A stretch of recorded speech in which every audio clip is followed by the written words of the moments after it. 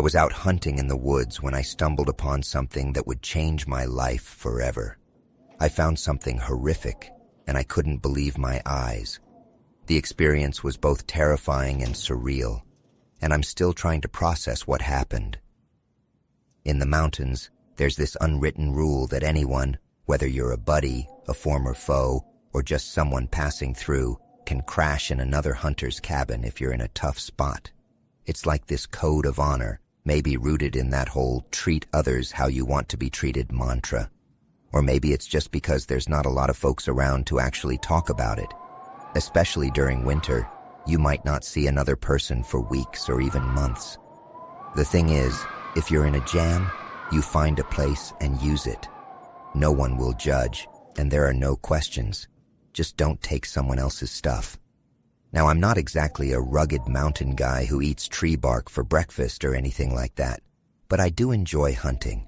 I often leave my little village in Alaska for several weeks, heading up to my hunting lodge in the mountains. Being cautious is kind of my thing, especially because the mountains can be really tricky.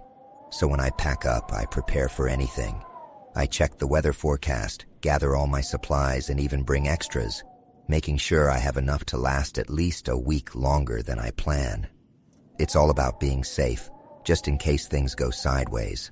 I always thought my planning would keep me safe, but let me tell you, it's like a kid thinking their favorite blanket will protect them from the dark. You can't really plan for what Mother Nature has in store. That's why I was totally unprepared for the blizzard that hit me out of the blue. It started cold and sunny, but by the time I was on my way back to the cabin with 2 hares slung over my shoulders, ones I humorously named Dinner and Breakfast, the sky had taken a nasty turn. I was planning on eating breakfast for dinner, and then dinner for breakfast just to get a chuckle out of myself. It's those small, silly moments that help fend off the loneliness out there. Then, it was like someone pulled a giant curtain across the sky. One moment I could see fine. The next, it was like being in a snow globe. The weather reports hadn't hinted at a blizzard, but there I was, trudging through a full-blown storm. The darkness fell quickly, and I couldn't help but feel frustrated for leaving my flashlight back at the lodge. I meant to be home long before dusk, so I thought I would be fine without it. Boy, was I wrong. Snow jabbed at my face like tiny needles. I squinted hard to keep it from blinding me. The wind roared, and I could feel the cold cutting right through my layers. Visibility was down to almost nothing, and I couldn't even see my own feet as they plunged deeper into the growing pile of snow. At some point, I realized I was lost. I should have been nearing my cabin, but it all just blended into the white veil around me. The hairs I had were no longer warm against my neck, and just became burdensome dead weight as I stumbled around, losing energy fast and starting to panic. Honestly, I could have spun around in circles 100 times and still felt less confused than I did in that storm. And then, out of nowhere, I collided with a cabin. I literally walked straight into it. The snow had engulfed everything, and it was so dark I didn't see the structure until it was too late. I pressed my hands against the rough wood, trying to stay grounded, and moved around until I found a door. This wasn't just any situation. It was a life or death moment. I knocked, hoping that if someone was inside, they would let me in. Through the howling wind, I swore I heard someone say, "Come in." I flung the door open, and a small avalanche of snow followed me inside. I couldn't bother to kick it out as I slammed the door shut against the wind. Relief washed over me. No more freezing winds, at least for now. I whispered a quiet thank you and turned to face the inside of the cabin, but it was pitch black. I had no clue how large the space was. I circled the cabin, but in my rush, I didn't really pay attention to how far I went. I could have covered half the place, or walked in circles without realizing it. All I noticed was a dim outline of someone sitting quietly in the corner. "Man, you really saved my life," I said, trying to break the silence. No response. I started searching for a source of light. a lighter or lantern, something to make the dark a little less intimidating. Instead, my hands found chains and what felt like rifle barrels. I froze when my fingers touched what I figured was an open bear trap.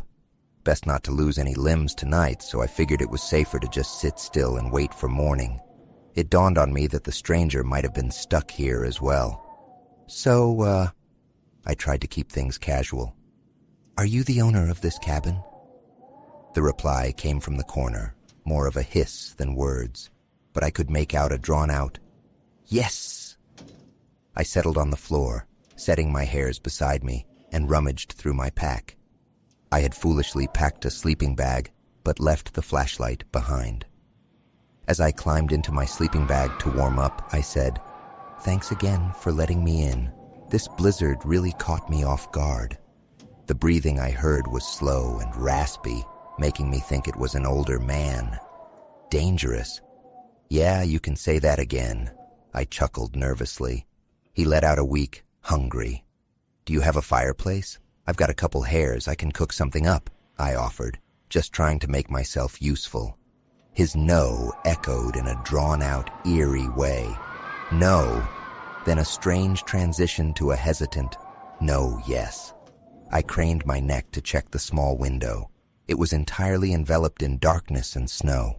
I focused on the faint light trying to peek through the haze. "Gonna try and get some sleep," I said, feeling the exhaustion hit me. No answer came. I wasn't too surprised. Folks up in the mountains aren't exactly known for their chatty nature, even when they come down to stock up on supplies. I decided to brush it off and get cozy, even as something hard pressed against my side. Sighing, I moved the hairs a bit further away and tried to get comfy. I was so tired that, despite the wind howling outside, I drifted off to sleep. But then, I woke up to a cracking sound. It jolted me upright. I thought the roof was going to cave in under the weight of the snow. I braced myself, but as the noise came again, I realized it wasn't from above but right next to where I had laid my things. In the corner, the figure had vanished, and all I could make out was his heaving breaths. "What are you doing?" I shot out, feeling my heartbeat in my throat. He scuttled back into the corner with a rattling of chains. My instincts screamed at me, and I felt this surge of adrenaline, unsure of why. There was something off about him, like my gut was telling me something was very wrong. I wanted to run, but I couldn't take the risk. Being out in that storm was worse than dealing with whatever was happening in here. I grabbed my backpack, wedging myself against the wall, keeping a staring contest with the shadowy figure. I kept myself alert, refusing to let my eyes droop, even as the wind outside slowly quieted down. A couple of times I felt myself slipping away, but the slight rattling brought me right back. As the sun began to rise, light trickled into the cabin. Little by little, details started to emerge. I wasn't in a cozy little cabin. I was in a large supply shed, maybe 10 or 11 feet long and 7 or 8 feet wide. No fireplace here, just tools and traps hanging on every wall. The silhouette shifted into focus. The figure was skinny. No, more like gaunt, pale. No, ghostly white.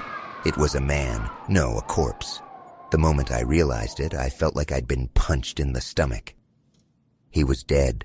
Not just passed out dead, but long dead. His body was dried out and stiff like a mummy, not wrapped in bandages but definitely preserved in a creepy way.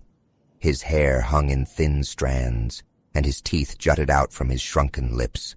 Below him was a dark stain soaked into the wood, coming from his left foot, which was caught in a bear trap.